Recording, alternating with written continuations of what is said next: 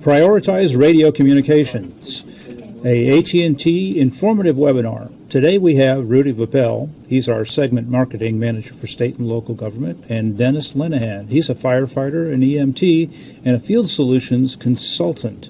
So we're going to turn this program immediately over to Rudy to get started. Now, I will need to remind you that this is being recorded, so if you don't want to be recorded, please leave the webinar at this time. Rudy? Thank you, Wes.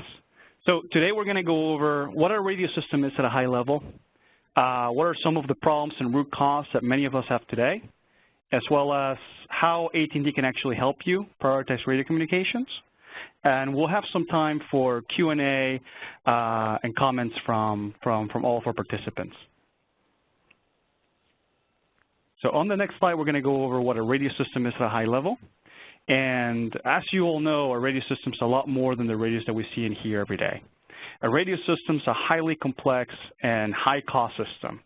So from a capital perspective, a radio system means radio towers, means base stations, radio consoles, and then, of course, let's not forget the actual radios, right?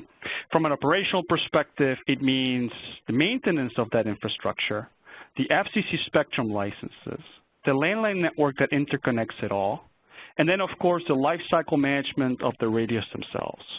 So as you guys probably know, every time that a group needs to be updated or a channel needs to be tweaked, that's something that most get an external party to help them with, and that all of those things incur a monthly or yearly recurring charge. For limitations, everybody wants more channels. Everybody seems to be wanting more spectrum and capacity for things like one-to-one and advanced communications. But let's talk about the purpose. What's the purpose of the radio system, right? The true purpose. In my opinion, the true purpose of the radio system is for ownership and control and dedicated bandwidth for 911 dispatching and communications. So on the next slide, we're going to go over some of the problems and the root cause that many agencies have. So before I go into the problems and root cause, I just want to make sure that you all know that the solution that we're here to talk to you about today is not to go against or to replace your land mobile radio system at all, okay? It is to be able to help your general services departments get a scalable and reliable group communication solution that's in turn going to benefit public safety and give you all a better radio experience. So let's go into problems and root cause. So what's the problem that we see today? The problem that we see today is that it's not just public safety. It's not just fire, police, EMS, or 911 trying to use the radio system. It's also departments like transportation, water, sanitation, schools, departments that have a need for group communications, to gather teams, dispatch personnel, and alert and be alerted, right? Everybody with field employees has that need. The problem comes when everybody tries to use the radio system at once, or we try to peel off capacity or channels for departments that are not for 911 communications. And the root cause, let's go into the next slide to go over the root cause. The root cause is financial, right?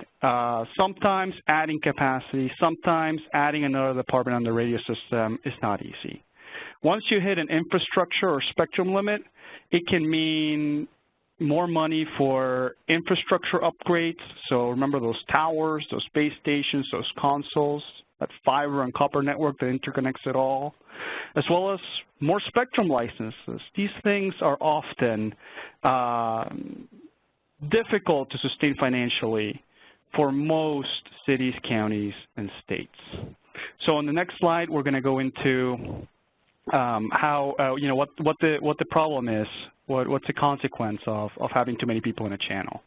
The consequence is having way too much noise. The consequence is having people who are either physically turning down the volume on their radios or psychologically or subconsciously, tuning out their radio communications altogether. They could be missing important communications because of that. Worst of all is crosstalk and busy signals. And that's when you have two events going on in the same channel and people are talking over each other and communications break down completely. You can't relay alerts. You can't do anything. We've seen many agencies tell us that when those things kind of happen, they have to pick up their cell phones and kind of try and call somebody with them. And that's really worst case scenario, something that we want to avoid at all costs. So on the next slide, we're going to go into the solution and what Dennis is going to go into at a much deeper level. So what we're hoping to do today is tell you about how we can enable more users and stay on budget. How we can enable those general services departments that we talked about, water, transportation, schools, et cetera, with a scalable and reliable group communication solutions so they're able to gather teams, dispatch personnel, relay orders, alarm, be alert, and coordinate events. And Dennis Lenningham, nationally certified firefighter and EMT and field solutions consultant, is going to go into that at a much deeper level. So Dennis, go ahead. Thank you, Rudy, and thank you for joining us, folks. My name is Dennis Lenningham, and I'm a part of our mobile field solutions team here at AT&T, and I'm also a firefighter and EMT just south of Boston up here in Massachusetts. So I understand the critical nature of good, solid communication. So what we're going to talk a little bit about today is AT&T's Enhanced Push-to-Talk and how this system can help to and complement your existing land mobile radio system. Not necessarily replace, but complement it and improve. So what you're looking at here on this slide is probably a good depiction of what might be going on in your city or town at this given moment. You have a significant amount of noise and crosstalk and busy signals that might be going on. We have a number of individuals that are trying to communicate on a system that perhaps is antiquated or was designed several years ago for a smaller base, and as your city or town has grown, so has the needs, and perhaps your radio system hasn't been upgraded to accommodate that growth of individuals that need to communicate. So what we're advocating here is that we prioritize the communication, your public safety or your mission-critical communication, specifically for your land mobile radio system. So move your critical infrastructure, your public safety individuals onto your land mobile radio system, but offload your non-mission critical, your general services individuals onto AT&T Enhanced Push-to-Talk. And what that allows us to do is improve the features and functionality for the folks that are using your AT&T's Enhanced Push-to-Talk, but also frees up a significant amount of budget and bandwidth for public safety, for which your radio system was probably designed. So by doing this, you are giving your general services folks, your non-mission critical folks, over 100 different channels, the ability to create on-the-fly groups. So perhaps you have an event going on. We have several entities within the town or city, and you'd like to create a group to just include those individuals that are on site and not include all the other individuals that don't necessarily need to hear the communication. You can create an on-the-fly group. We also have supervisory override. So if you have perhaps an individual in the field that's passing on incorrect information, or perhaps their radio button is stuck, we can do what's called supervisory override, which would allow you to step over that conversation, pass the correct information along, and override that individual. And then also one-to-one communication. Your general services folks might be used to communicating on one particular channel, where every time they chirp or have to communicate, 30 different people might hear it. So if there's only one other individual that needs to hear the information, they can do one-to-one communication. So I think your general services folks would be delighted to have increase in features and functionality. In addition to the phone-based application, we also have our integrated dispatch tool, which is designed to replicate what an individual would be used to using in a traditional dispatch environment. So what we've done is design that so that the dispatcher can do call recording, talk group scanning. They also can have a location snapshot of perhaps a push-to-talk worker in the field perhaps dispatch them a little bit more efficiently through the integrated dispatch portal. In addition to that, we have via an API, we can actually link our integrated dispatch portal right into an existing workforce management or fleet management application so that your dispatcher doesn't have to toggle between two different screens. They can have one single pane of glass to make all their decisions and communication methods from. So if we're going to do this, we understand that we're going to need to connect these two systems. We're not going to have two disparate radio systems within your city or town.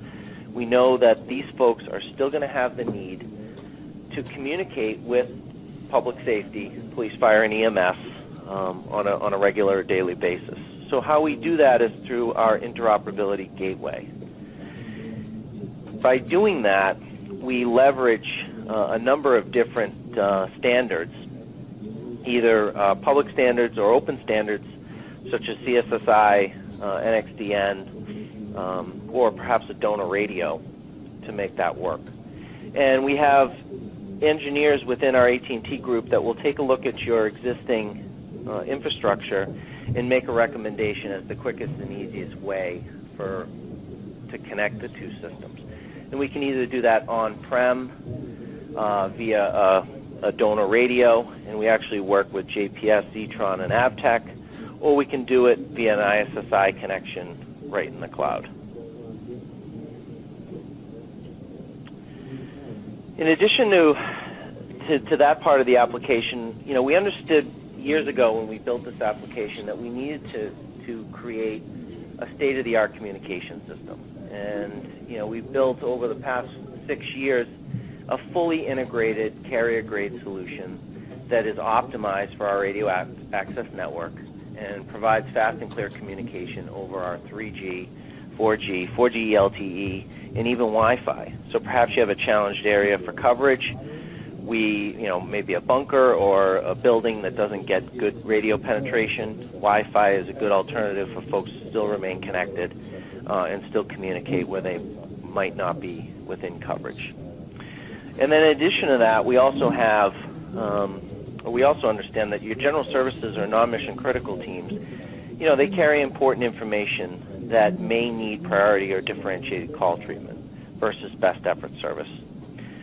And especially during large events or emergencies when our network might be congested. For those users, we offer AT&T Dynamic Traffic Management, which is basically a QoS or quality of service over AT&T's domestic LTE cellular network, which can basically help keep that individual connected even when the network is congested.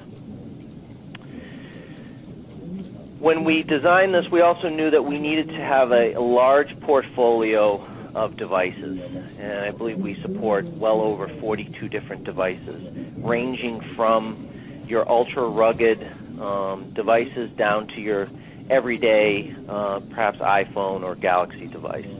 Our interoperability piece has been out there for some time now, and we actually have down in Fairfax County is one of a large user of our interoperability and enhanced push-to-talk tool.